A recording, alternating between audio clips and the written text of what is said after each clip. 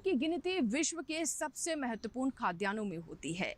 गेहूं न सिर्फ हम इंसानों के लिए महत्वपूर्ण है बल्कि पशुधन का भी ये पेट भरता है। अन्न का राजा गेहूं क्योंकि एक बड़ी आबादी की थाली का हिस्सा है, ऐसे में कुपोषण की समस्या का भी समाधान हो सकता है। जी हाँ, क्योंकि विश्व में इस वक्त कुपोषण एक बड़ी समस्या है। अगर पूरे विश्व की बात करें तो लगभग 220 मिलियन हेक्टेयर में इसकी खेती होती है, जिससे 761 मिलियन टन गेहूं का उत्पादन होता है। नमस्कार, स्वागत है आपका कृषि विशेष में। मैं हूं अंजू सिंह। आज के कृषि विशेष में हम बात करेंगे गेहूं पर किए जा रहे अनुसंधान के बारे में, इसके महत्व के बारे में, और साथ ही आपको बताएंगे कि कैसे गेहूं हमारे पोषण के लिए बहुत महत्वपूर्ण है। तो चलिए शुरुआत करते हैं आज के कृषि विशेष की।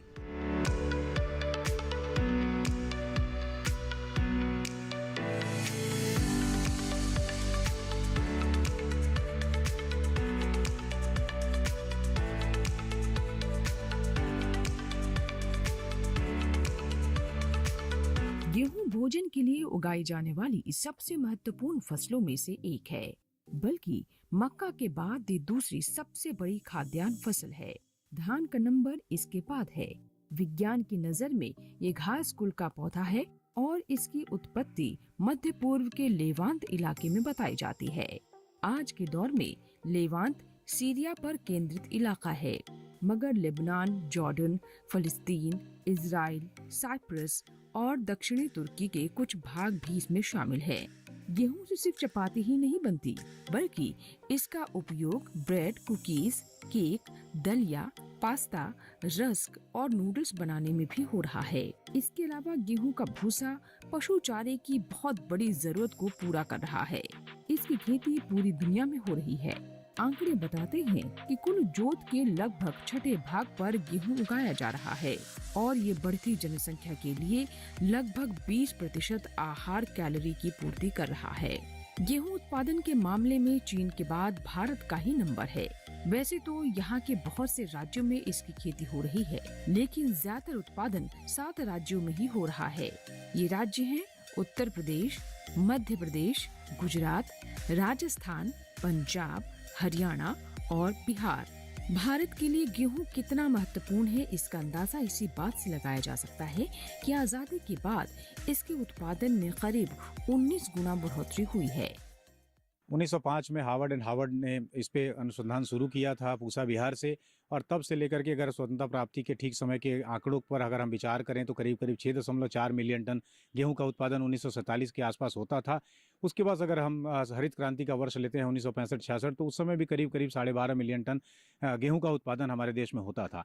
पिछले वर्ष का अगर आंकड़ा हम देखते हैं तो करीब 110.6 मिलियन टन गेहूँ का उत्पादन हुआ, और अब हम करीब 34 मिलियन हेक्टेयर में गेहूं की खेती कर पा रहे हैं। गेहूं की उपज बढ़ाने में वैज्ञानिक अनुसंधानों का बहुत बड़ा योगदान रहा है। इस तरह के अनुसंधानों की शुरुआत हालांकि आजादी के पहले हो चुकी थी, लेकिन अनुसंधानों ने असल रफ्तार आजादी के बाद पकड़ी, जिसका नतीजा अधिक उपज के रूप में हमारे सामने है। अधिक उपज की वजह से ही भारत आज सभी किस्मों के गेहूं का पर्याप्त मात्रा में निर्यात कर पा रहा है। अध्ययनों और शोधों से पता चलता है कि हमारे देश की खाद्य अर्थव्यवस्था में गेहूं और इसके आटे की भूमिका बढ़ती जा रही है। दूसरी सभी फसलों के मुकाबले विश्व व्यापार में गेहूं का योगदान सबसे ज्यादा है। वैश्विक बाजार में भारतीय गेहूं की मांग हर साल बढ़ती जा रही है। 2022-23 के दौरान यहाँ से 46,93,264 मीट्रिक टन गेहूं का निर्यात हुआ, जिससे 11,826 करोड़ रुपए से अधिक की विदेशी मुद्रा प्राप्त हुई। संस्थान ने लगभग 100 से अधिक प्रजातियों पर काम करके उनको जलवायु अनुकूल एवं जैव पोषित बनाया है। आने वाले समय में जलवायु अनुकूल किस्मों का विकास और जैव पोषित किस्मों के विकास को और बल दिया जाएगा। संस्थान काम कर रहा है कि कम लागत द्वारा, जिसमें कम पानी, कम खाद, कम जुताई, कम एग्रोकेमिकल्स का उपयोग करके हम कैसे उत्पादन और उत्पादकता को सुनिश्चित कर सकते हैं। आने वाले समय की चुनौतियों में जलवायु अनुकूल, जैव पोषित और कम लागत वाली किस्मों की विकास और उनका प्रचार प्रसार हमारी प्राथमिकता होगी। हरियाणा और पंजाब में गेहूं बहुत बड़े पैमाने पर उगाया जाता है, बल्कि यहाँ बहुत सारे किसान गेहूं धान फसल चक्र ही अपनाते हैं। गेहूं की खेती के बारे में इन दोनों राज्यों के किसानों को ज्यादा समझदार माना जाता है, लेकिन वैज्ञानिकों का कहना है कि अब दूसरे राज्यों के किसान भी उन्नत तरीके से गेहूं उगा रहे हैं। गेहूं पर हमारे विशेष अंक कृषि विशेष में फिलहाल वक्त हुआ एक छोटे से ब्रेक का। ब्रेक के बाद भी गेहूं की खेती से जुड़ी कुछ खास बातें आप तक पहुंचाएंगे। कहीं मत जाइएगा, देखते रहें कृषि विशेष।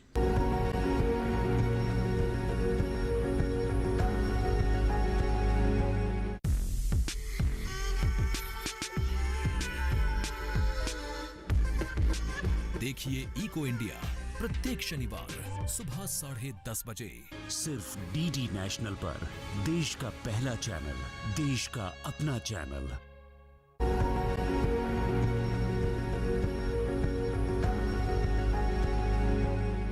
पूरी दुनिया कुपोषण की समस्या से जूझ रही है और भारत के हालात भी चिंताजनक बने हुए हैं।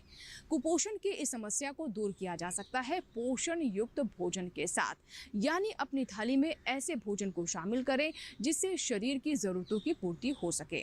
क्योंकि गेहूं ज्यादातर आबादी की भोजन का हिस्सा है, ऐसे में अगर गेहूं के पोषक तत्वों में हम बढ़ोतरी कर दें तो इस समस्या का समाधान हो सकता है। दुनिया में 1 अरब 30 करोड़ लोग कुपोषित हैं और 11% को भोजन के जरिए पर्याप्त मात्रा में पोषण नहीं मिल पा रहा। इसका मतलब हुआ कि ये लोग शारीरिक और मानसिक रूप से कमजोर हैं और इनमें बीमारी लगने की संभावना कहीं ज्यादा है। वैज्ञानिकों का मानना है कि अगर थाली की पोषकता बढ़ा दी जाए तो कुपोषण की समस्या से काफी हद तक निपटा जा सकता है। गेहूं भारत ही नहीं, पूरी दुनिया में इस्तेमाल किया जाने वाला अन्न है, इसीलिए शारीरिक पोषण में इसकी बड़ी भूमिका हो सकती है। आज पूरे भारतवर्ष की अगर बात करें तो गेहूं का भविष्य बहुत शानदार नज़र आ रहा है। आने वाला जो ये क्रॉप सीजन है ये भी बहुत शानदार होगा और गेहूं और जौ के माध्यम से देश में किसानों की समृद्धि कैसे हो सके, इस पे हम निरंतर प्रयास कर रहे हैं। उसकी उत्पादन लागत कम कैसे हो, उसकी उत्पादकता कैसे बढ़े, उसकी लाभप्रदता कैसे बढ़े, कैसे देश में एक बहुत अच्छा अनाज के रूप में हम गेहूँ को स्थापित कर सकें, पोषण सुरक्षा दे सकें, जिसमें आयरन और जिंक की बात हो रही है, उसका संपोषण कैसे हो सके। गेहूं सिर्फ चपाती में ही इस्तेमाल नहीं होता, बल्कि इससे दलिया, ब्रेड और बिस्किट जैसे कई तरह के दूसरी चीजें भी बनाई जा रही हैं। ऐसे में अगर खाद्यान्न के राजा की पोषकता बढ़ेगी तो इन उत्पादों में मौजूद पोषक तत्वों में भी इजाफा होगा। तो गेहूं की गुणवत्ता के बहुत सारे उत्पाद गेहूं के होते हैं, चपाती, ब्रेड, बिस्किट, पास्ता, नूडल्स। इन सभी उत्पादों की गुणवत्ता के लिए अलग अलग रिक्वायरमेंट होती है। जैसे कि ब्रेड बनाने के लिए हमें उसके लिए ज़्यादा प्रोटीन होना चाहिए, प्रोटीन की स्ट्रेंथ ज़्यादा होनी चाहिए। एक कार्य शुरू किया गया है ICR ने। उस कार्यक्रम में हम गेहूं की गुणवत्ता सिर्फ उत्पादों के लिए नहीं, उसके पोषण के लिए भी बढ़ा रहे हैं। उसके बहुत सारे पोषक तत्व होते हैं, जिसमें से गेहूं में जस्ते की मात्रा है, लोह की मात्रा है, उन दोनों की मात्रा को हमें बढ़ाने के लिए हम कार्य कर रहे हैं। दूसरी ओर गेहूं की फसल पर जलवायु परिवर्तन का असर पड़ रहा है। ये सर्दी के मौसम की फसल है, यानी गेहूं की बुआई और बढ़वार के लिए कम तापमान चाहिए। जलवायु परिवर्तन क्योंकि तापमान में इजाफा कर रहा है, ऐसे में गेहूं पर इसका असर पड़ना स्वाभाविक है। भारतीय गेहूं एवं जौ अनुसंधान संस्थान ऐसी किस्में तैयार करने में लगा है जो बढ़ते तापमान के साथ खुद को ढाल सकें। संरचना का विशेष रूप से इसका सृजन हुआ है कि इसमें हम गेहूं को लगा करके और ये देखने की कोशिश करें कि अगर दाने भरने के दौरान अचानक से तापमान बढ़ जाए तो उसका क्या असर होगा। तो जो यहाँ पे आप गेहूं की प्रजातियाँ लगी हुई देख रहे हैं, इनको हमने बाहर भी इसी रूप में लगाया हुआ है और जब दाने भरने की प्रक्रिया शुरू होती है उस वक्त हम क्या करते हैं, इस संरचना को एक बटन के द्वारा बंद कर देते हैं, जो आपको अभी दिखाएंगे हम। वो बंद करने के बाद उपरांत उसको हम करीब 5 डिग्री सेल्सियस टेम्परेचर जो है इसके अंदर का बढ़ा देते हैं। तो दिन में जैसे टेम्परेचर उससे ज़्यादा होने लगता है तो एयर कंडीशनर शुरू हो जाता है, और रात को अगर वो तापमान नीचे जाना शुरू हो जाता है, 5 डिग्री के अंतर से कम होने लगता है, तो हमारे पास बॉयलर की सुविधा है जो इन पाइपों के थ्रू गर्म पानी सर्कुलेट करता है और उसके द्वारा जो है यहाँ पे तापमान को मेंटेन किया जाता है। पोषक तत्वों से भरपूर और जलवायु अनुकूल किस्मों की जांच परख भी जरूरी है। भारतीय गेहूं एवं जौ अनुसंधान संस्थान ने इसके लिए देश भर की 1000 से ज्यादा जगहों को चुना और इन जगहों पर किसानों के साथ मिलकर नई किस्मों का गेहूं उगाया। हरियाणा के 2 किसान भी इस मुहिम का हिस्सा बने हैं। आज हम कुरुक्षेत्र जिले के गांव बचकी में हैं। हमारे साथ हैं हमारे 2 बड़े ही समृद्ध किसान श्री प्रकाश सिंह जी और मालिक सिंह जी। इन्होंने जो भारत सरकार की हमारी एक परियोजना है जिसमें जलवायु अनुकूल एवं जैव पोषित किस्मों का हम प्रदर्शन लगा रहे हैं, उसकी कुछ प्रजातियां यहाँ लगाई हैं जिनमें DBW 327 और DBW 187। इनके पास हमारी एक किस्म और DBW 222 भी है। हम लोग पहले 343 और 2967 लगाया करते थे किस्में, लेकिन जब से डॉक्टर साहब के संपर्क में आए हैं इन्होंने 327 और ये 187 लगवाई है। तो उसके बाद से पहले उनमें बहुत प्रॉब्लम थी येलो रस्ट की और पाउडर मिल्टू वगैरह काफ़ी आता था और उससे भारी नुकसान होता था। स्प्रे से भी कंट्रोल नहीं होता था कई बार, लेकिन जब से ये वैरायटी आई है इनमें कोई प्रॉब्लम नहीं आ रही और ज़बरदस्त प्रोडक्शन है, बहुत बढ़िया चल रहा है। DBW के बीज हैं उनसे काफ़ी ज़्यादा फार्मर को फ़ायदा हुआ है। जैसे इन्होंने डिफरेंस की बात की, जैसे हम पहले HD 2960 वगैरह लगाते थे तो उसमें जैसे येलो रस्ट आ जाता था, उसमें फार्मर की जो खर्चा बहुत ज़्यादा हो जाता था। जैसे हमें 2 से 3 बार फंगीसाइड की स्प्रे वगैरह करनी पड़ती थी।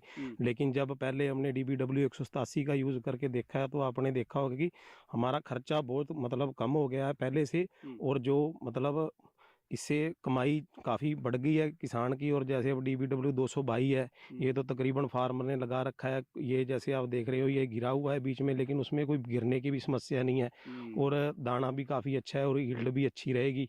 और जैसे DBW 327 है, ये भी काफ़ी अच्छी वैरायटी लग रही है। ये अभी चलो थोड़े कम फार्मर ने लगाया है, लेकिन इससे भी फार्मर को काफ़ी ज़्यादा बेनिफिट मिलेगा।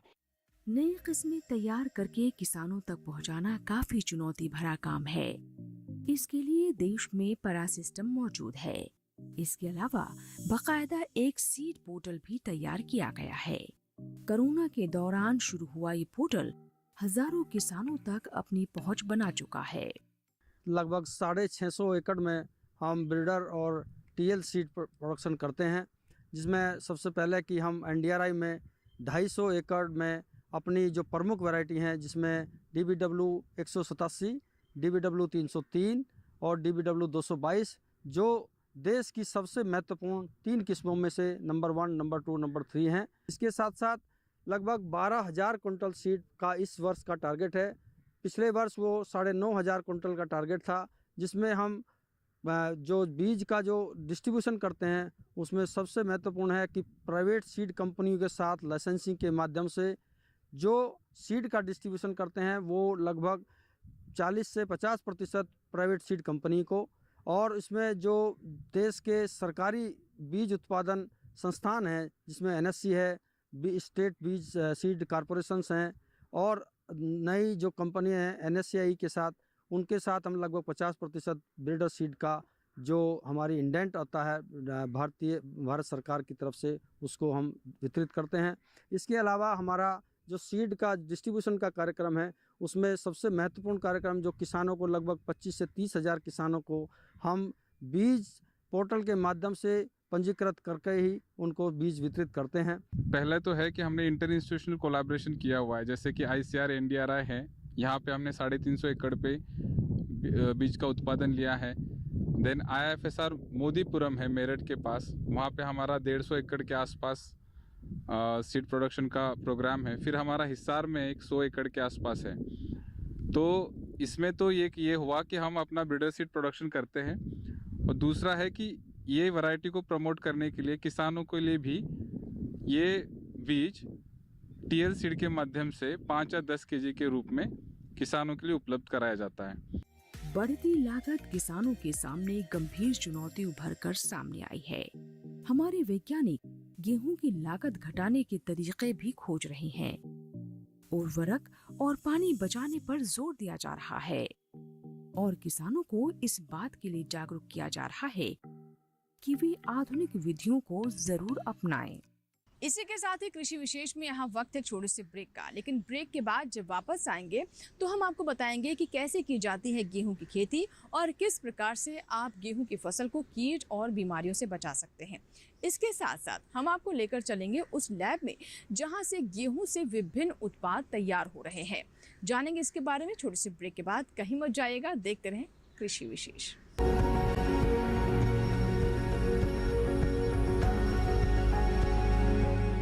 दूरदर्शन के नेशनल चैनल को टाटा प्ले पर 197 नंबर, एयरटेल पर 148 नंबर, सन पर 302 नंबर, D2H पर 175 नंबर, हैथवे पर 040 नंबर, डेन पर 138 नंबर, डिश टीवी पर 193 नंबर और डीडी फ्री डिश पर 002 नंबर चैनल पर देख सकते हैं।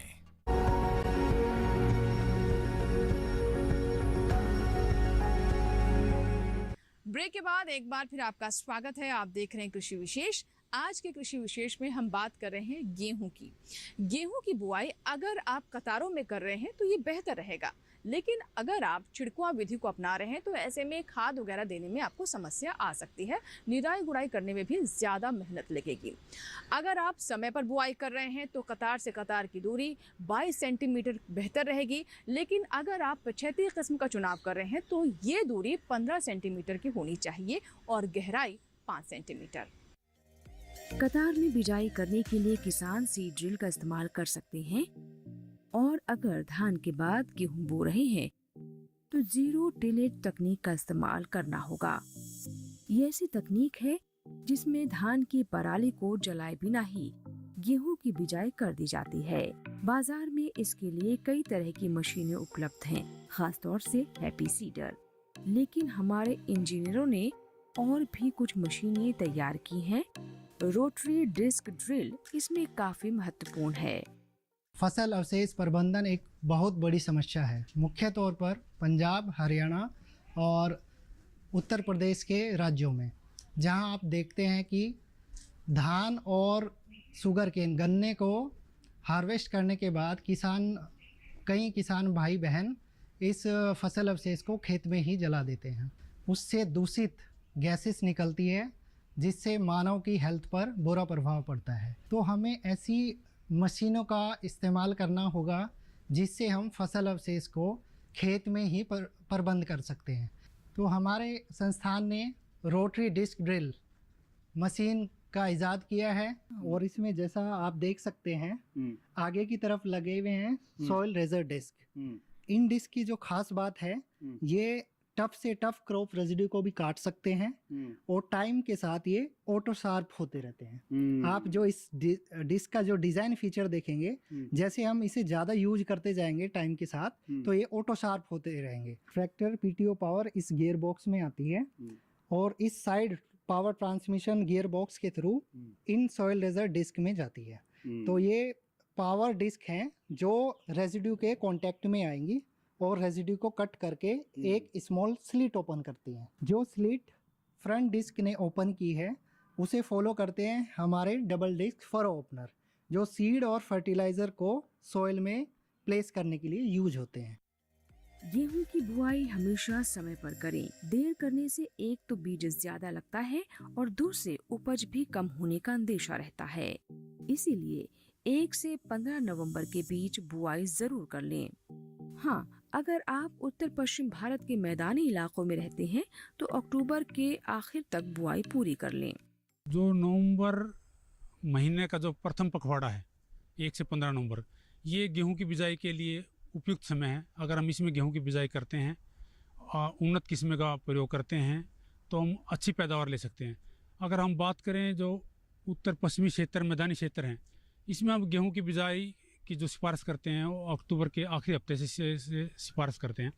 अगर हम गेहूं के आखिरी हफ्ते में गेहूं की बिजाई करते हैं तो हम और भी अच्छी पैदावार गेहूं की हम ले सकते हैं। पोषक तत्व प्रबंधन की बात करें हम गेहूं के, जो समय से हम बिजाई करते हैं तो उसके लिए जो हम सिफारिश करते हैं, जैसे अगर डीएपी की बात करें, 1 बैग डीएपी या 25 किलोग्राम एमओपी बिजाई के समय, अगर किसान भाई इसका प्रयोग नहीं कर पाते हैं तो बेहतर होगा कि जो एनपीके मिक्सचर है 12-32-16 है, उसका 1.5 बैग लगभग 75 से 80 किलोग्राम प्रति एकड़ ड्रिल कर दें तो बेहतर होगा। इसके साथ साथ ही जो यूरिया की है तो सिफारिश करते हैं हम 110 किलोग्राम जो यूरिया है उसको 2 बराबर भागों में बांट कर किसान भाई प्रयोग करें।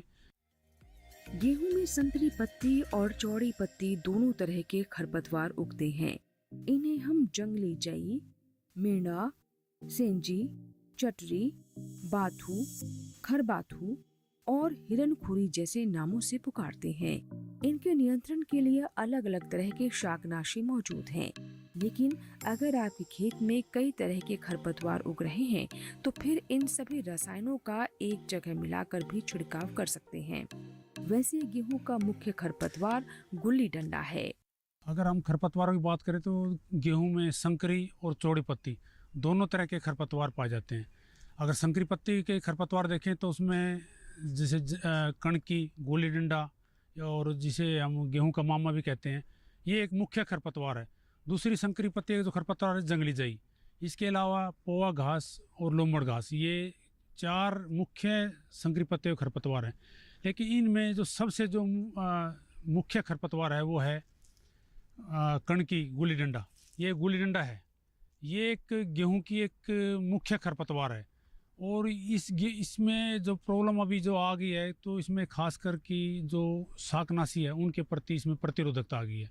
पहले ये जैसे आइसोप्रोटोन से कंट्रोल हो जाती थी, लेकिन अब इसमें आइसोप्रोटोन के अलावा दूसरी जो शाकनाशी हैं जैसे क्लोडिनाफोप है, फिनोक्साडेन है, फिनोक्साप्रोप है या सल्फासल्फिरोन है, इसके प्रति भी इसमें जो है प्रतिरोधकता आ गई है। एक समस्या ये भी है कि ज्यादातर खरपतवारों ने अपने अंदर शाकनाशियों के विरुद्ध प्रतिरोधक क्षमता विकसित कर ली है। यानी दवाई छिड़कने के बावजूद खरपतवार पूरी तरह नष्ट नहीं हो पा रहे।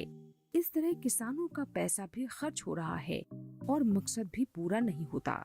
ऐसे में खरपतवार हटाने के गैर रासायनिक तरीकों पर भी ध्यान देने की जरूरत है। जो बीज हम प्रयोग कर रहे हैं वो गुणवत्ता वाला बीज करें, साफ बीज करें। कई बार देखा है कि जो किसान भाई अपना घर का बीज प्रयोग करते हैं उसमें खरपतवार के बीज रहते हैं, तो खरपतवारों के बीज रहते हैं वो भी समस्या पैदा करते हैं। इसलिए जैसे सर्टिफाइड बीज प्रयोग में लाएं। और दूसरा है बिजाई, अगेती बिजाई करें। अगर हम तप्पड़ में बिजाई करते हैं तो उसमें भी कुछ खरपतवार जैसे मुंडसी की समस्या है जो मुख्य खरपतवार है, इसकी समस्या कम आती है। और तप्पड़ में बिजाई के साथ साथ अगर हम फसल अवशेष भी ज़मीन पर अगर हम धारण करते हैं तो उसमें वो भी जो खरपतवारों की जो समस्या कम करने में सहायक रहता है। गेहूं में 4 से 6 सिंचाई की जरूरत होती है। पहली सिंचाई बोने के 20 से 25 दिन बाद होगी। उसके बाद पानी की उपलब्धता और पौधों की जरूरत के हिसाब से सिंचाई करते रहें। गेहूं में कई तरह की बीमारियां भी लगती हैं, जैसे रतुआ और पाउडरी मिल्ड्यू। रतुआ रोगों की रोकथाम के लिए प्रोपिकोनाजोल नामक एक रसायन आता है। 1 लीटर पानी में 1 ml के हिसाब से, यानी कि 1 एकड़ की अगर हम बात करें 200 लीटर पानी लगेगा और 200 ml ये दवा का घोल बनाकर स्प्रे करने से रोकथाम हो जाती है रोग की। एक अन्य कवकनाशी रसायन है टेबुकोनाजोल।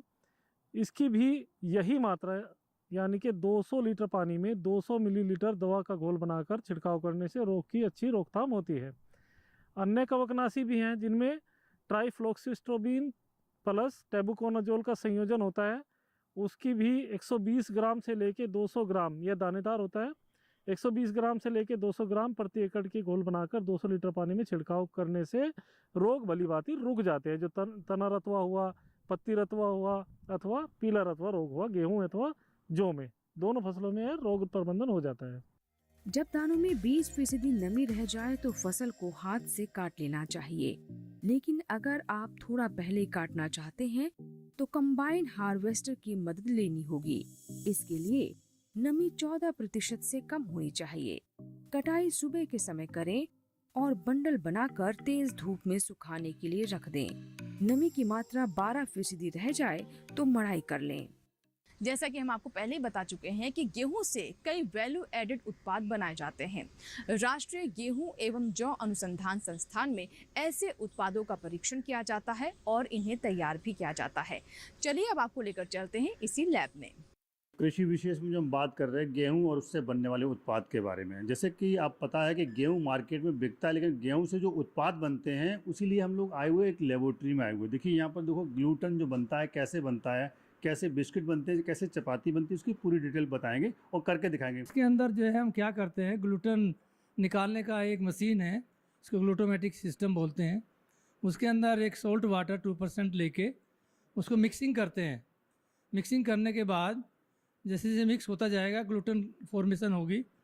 और ग्लूटेन जो है ये एक तरह की प्रोटीन है जिसमें बहुत सारे प्रोटीन के छोटे छोटे अवयव मिल करके लाखों अवयव एक साथ मिलकर ग्लूटेन बनाते हैं। तो हमारा यहाँ पे ये पहचानने का है कि किस वैरायटी में किस तरह का ग्लूटेन है। अच्छा, ये करते हैं। और कुछ एरिया के अंदर ग्लूटेन ज़्यादा आता है, प्रोटीन ज़्यादा आती है।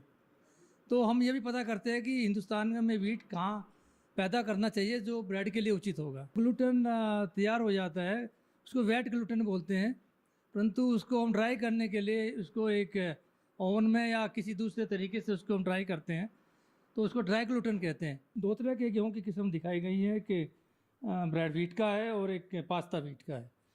पास्ता गेहूँ जो है ड्यूरम जो है उसका पास्ता बनता है, सेमोलिना बनता है, दलिया बनता है।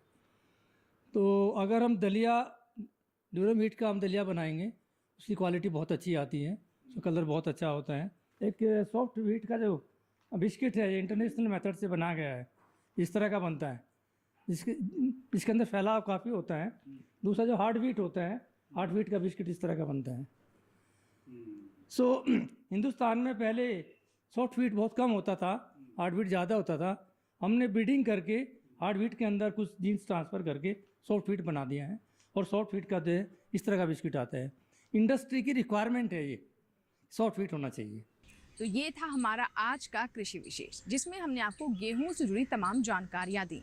ये भी बताया कि कटाई के वक्त किन विशेष बातों का ध्यान रखना आवश्यक है ताकि हमारे किसानों को किसी तरह का नुकसान ना हो। इसके साथ ही साथ गेहूं एक ऐसी फसल है जो कि कुपोषण को दूर करने में भी महत्वपूर्ण भूमिका निभा सकती है और इस दिशा में हमारे कृषि वैज्ञानिक लगातार अनुसंधान कर रहे हैं। आशा करते हैं कि आज का कृषि विशेष आपको ज़रूर पसंद आया होगा। अगर आपके कोई सुझाव है, कोई फीडबैक है तो आप हमें ईमेल कर सकते हैं और साथ ही पत्र भी लिख सकते हैं। हमारा ईमेल आईडी है ddkrishivishesh@gmail.com। पत्र लिखने के लिए हमारा पता नोट कर लें। हमारा पता है कृषि विशेष, कमरा number 59A, CPC, Doordarshan, Khelgaon, नई दिल्ली 110049। अगर आप चाहते हैं कि किसी विषय पर हम कृषि विशेष लेकर आएँ तो आप हमें ईमेल कर सकते हैं, पत्र लेकर भी इसकी जानकारी दे सकते हैं। कृषि विशेष आपका अपना कार्यक्रम है, आपके सुझाव, आपके फीडबैक का हमें इंतजार रहता है। इसी के साथ ही यहाँ लेंगे आपसे इजाज़त। कृषि विशेष के एक नए अंक में एक नए विषय के साथ फिर होगी आपसे मुलाकात। तब तक आप बने रहें दूरदर्शन किसान के साथ।